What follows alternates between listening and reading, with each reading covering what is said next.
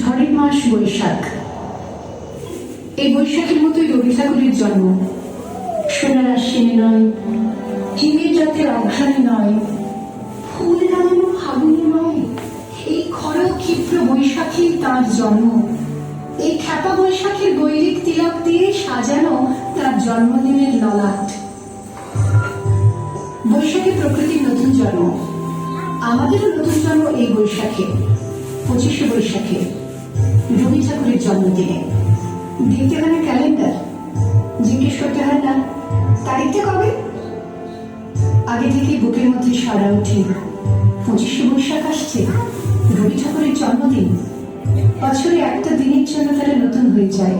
চারপাশে নীলে লালে সবুজে হলুদে রঙিন ফুলের আলপনা, মাঝখানে খয়েরি রঙের সুতোয় রোজ দুপুরে না ঘুমানো চোখে কাজের ক্লান্ত অবসরে বোনা হয়ে চলেছে সেই 4টি লাইন।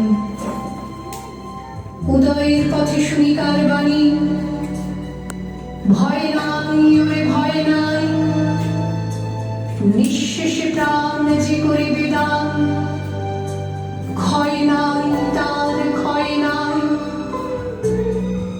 শুধু কি সূচি কাজে না, বিদেশকে চোখের সামনে দৃষ্টান্ত করে রাখার আন্তর্জাতিকতা রবি ঠাকুরের। আমাদের সংস্কৃতিকে মাটির কাছাকাছি এগিয়ে নিয়ে যাওয়ার সংকল্পে রবি ঠাকুর।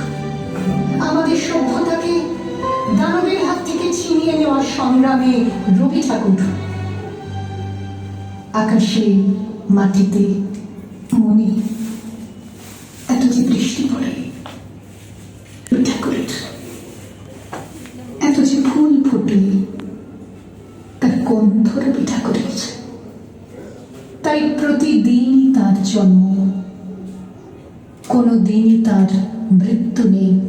কালের কালা পাহাড়ে সে কোনো দিন যদি ভারতবর্ষ থেকে সমস্ত ঠাকুরের পুজোর প্রদীপ নিভিয়ে দিয়ে যায়, তবু একটি ঠাকুরের বেদি চিরকাল থাকবে মাটির সঙ্গে গাঁথা। কোন ঠাকুর? রবি ঠাকুর।